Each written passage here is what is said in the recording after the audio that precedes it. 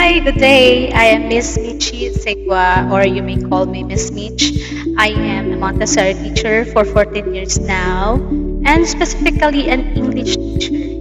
I teach the following subjects: oral communication skills, English for academic and professional purposes, practical usage, and English as a second language. And aside from that, I can also teach in the elementary, of course, the English subject since I became a school head and I do train Montessori teachers, especially in the preparatory and elementary. I will make sure that you will learn and practice the English grammar. You write effective essays, develop your good communication skills, especially in English, and build your self-confidence also. And rest assured that these are not just words, but it's really a learning outcome, or you will really expect that you will learn from it.